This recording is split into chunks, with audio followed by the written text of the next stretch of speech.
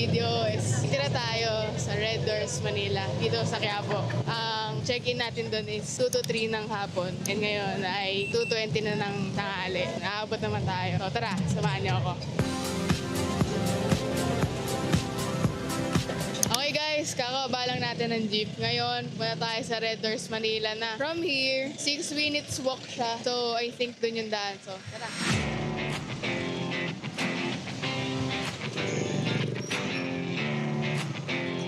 Right guys, dito na tayo sa Quiapo. So hanapin natin kung saan yung Red Door. Yung Quiapo, I think nandito yung Red Doors guys. Bago pala pumasok, i-keep ko muna yung camera ko. Baka kasi bawal mag-video. We are here guys. So, pasok na tayo. Ito po. And Ellie Shane na. 4th floor po to, 4-1. Dahil siya na po pag-unasan. Okay po, thank you po. Room 4. Ito yung susi ng ating room. May Wi-Fi password. 4B4. Ayun yun. Tara, tara. This is the reveal. Okay. Nice. Pero tumatagas na. Ano to? Bidet? Tignan nyo yung CR guys. So nating aircon kasi napakainit eh. Meron tayo ditong ipis. Nako, may ipis. Ito. May ipis guys. Yun o. Tignan natin kung anong meron sa TV nila. Wow! So, pwede ka mag-YouTube. Yun lang. So, kukonek ko pa siya dito sa Wi-Fi password. So, dito naman, pinlash ko na rin yung shampoo, sabon. Pero may heater sila. Yun lang. Nagbulusak. Meron silang dito, outlet. Pero medyo malikabok ng konti. Maliit lang siya, Nakikita niyo ba itong nakikita ko, guys? What the heck is that? Oh my gosh! Bago ako umakyat dito, may binigay silang amenity kit. Yes. So, buksan natin yung amenity kit. Tignan natin kung ano laman nun. Oh, meron tayo dito toothbrush. Not just one, but 2. Meron dito shampoo na hindi ko alam kung anong tatak. Meron tayong toothpaste. 2 soap. Yun lang. Alright, so medyo mabaho na ako, Ngayon, maliligo tayo kasi pawisan ako eh. Grabe. Wow. Very refreshing. Malamig yung tubig nila kasi hindi gumagana yung heater. Hindi mabula yung shampoo nila pero wala. Yun yung binigay sa atin eh. So mamaya lalabas tayo. Punta tayo ng Quiapo. Maghanap tayo ng makakainan kasi mamaya gutom na ako. Okay, time check guys. 5:56 na. So mag-6 na So nakikita nyo dito. Ito yung windows nila. TV. Guys, medyo malamig na yung kwarto kasi wala nang sikat ng araw dito eh. Tapos ito, kita nyo to? Yung punda nila, luma na. Hindi siya kita In fairness, malambot yung kama nila. 1 star for that. Halaan tayo dito. Patawid tayo. Punta Quiapo. Tayo pupunta.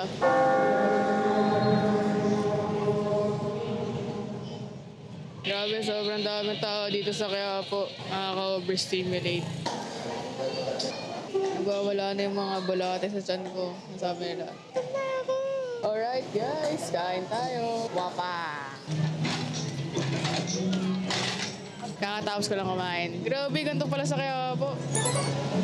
Ngayon, mag-chill lang tayo. Tatambay lang tayo dito sa kwarto.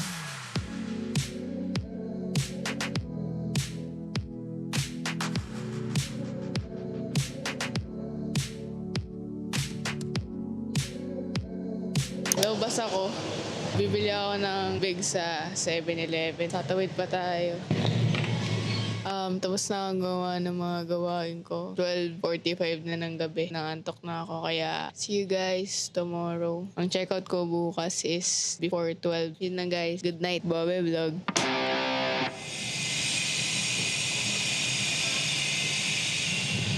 Good morning, people of the Philippines. Naririnig nyo, may nagpupokpok doon sa may taas.